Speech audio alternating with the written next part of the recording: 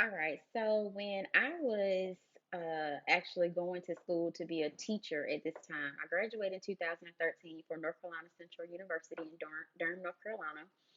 And during that time, I had a professor. Her name was, I think she was seeking her doctorate, so hopefully she got it by now. But I think her name was Dr. Kelly Austin. And the entire time I was in her class, I always referred to her as a doctor. Or either, I think she wanted us to call her professor, but I guess, prophetically already knew she was going to be a doctor. So if you're out there, Dr. Kelly, shout out to you.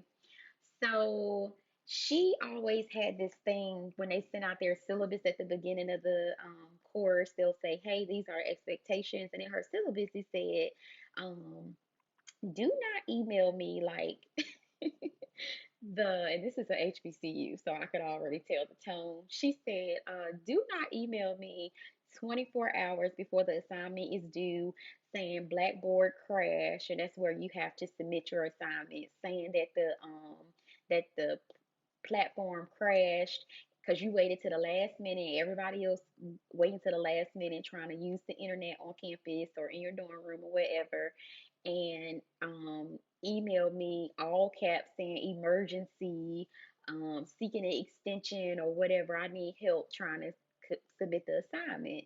So basically, in her class, like she set the tone of like, don't stress me. So I just thought about, I don't know what made me think about her quote, but her quote was, again, this is Dr. Kelly Austin from North Carolina Central University. She said, don't make your emergency my urgency. Don't make your emergency my urgency. And it was about a assignment, but I applied it to my life. Like, when people wait to the last minute or got something going on that's dire, and I hate to even call people when I'm in that frantic state of mind because it is just, it gets me all tense. I know it's going to stress the other person, get them all tense.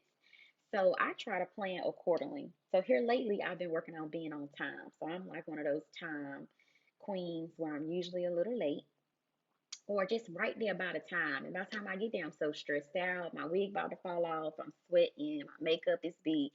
It's just like, listen, it's a lot going on. So I took that quote that she had, don't make your emergency my urgency, and I applied it to everything. Like, if somebody comes to you all rushed up, I say, let's take a beat. I'm going to call you back. Or either I may not answer the first time you call. And this helps me mentally stay sane. And my channel is all about mental health. And these are little practices that I do to stay mentally sane. If somebody calling me back to back, chain calling me, that gives me anxiety. It makes me nervous. I'm like, Lord, what is going on? Especially after my mom died. It's just like now my heart is just like, while I'm trying to deal with grief and keep a level head, it's just a lot. So when somebody chain calling me, that's them making their emergency my urgency. And I'm like, no, the more they chase me, the more I run. And I'll just maybe shoot them a text. Is everything okay? Because I know I'm not going to be in the right frame of mind to respond to somebody's urgency. Um, I pray for people, I really do. But worrying about your own mental health, you have to step back, not be selfish. You will know when somebody really needs you because they don't need you every third of the month. They don't need you every 2 weeks with an emergency. Those people are worrisome, or they're just using you as a codependent person. Um, Try to just be there for people who really need you. But like if it's just like you waited to the last minute, they had plenty of time. Their car about to get repossessed, their phone about to get turned off. Um, some some type of emergency, unless you are in a position to really help and step in, try to not let other people's emergencies become your urgencies. Because what'll happen is it'll throw you off square. You'll end up not paying one of your bills, trying to help somebody else pay their bills, or you will neglect some of the things that you have that you need to do trying to help other people. I was listening to something else, and the lady was saying, I think it was a lady who did a sermon about Proverbs 31 woman, and she was saying, well, you can't be in a successful marriage, and then you over at your girlfriend's house trying to help her and her husband stay together, and then you and your husband got problems, your laundry not done, your dishes dirty. You gotta worry about your own list of things that you have to do first. It's called priority. And when you put yourself priority, number one priority, not being selfish, but just feeding people with like a long spoon handle. And what that means is that you have to pull back. You have to pull back just a little bit so that you can concentrate on yourself and make sure that you're tapping into your inner spirit to give yourself what you need.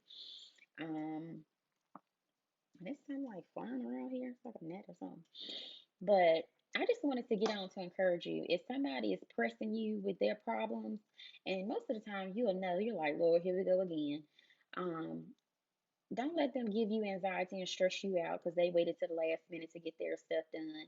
And I just wrote down a quote earlier today, and it was about time because I said I'm one of those time queens. To be early is to be on time, and to be on time is to be late. I think that's the quote. If not, Google it, you know what I'm talking about. But I want to kind of employ that philosophy, especially going into business, especially being a mom. I'm like a schedule type person. I like to make sure that I'm getting things done. I'm not like a neat freak, so don't get me wrong there, but I try to keep it on course as much as possible. So, shout out to Dr. Kelly Austin. I don't know where you are in the world, but when you come across this video, just know your quote stuck out to me when I was in your education class. It was some type of education class. I was a teacher at the time, but that life was not for me.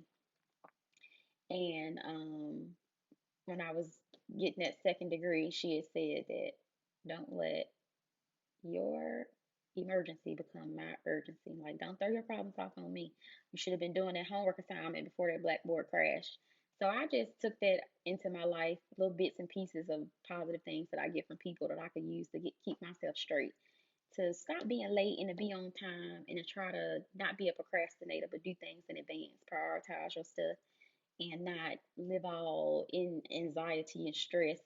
So I hopefully that helps somebody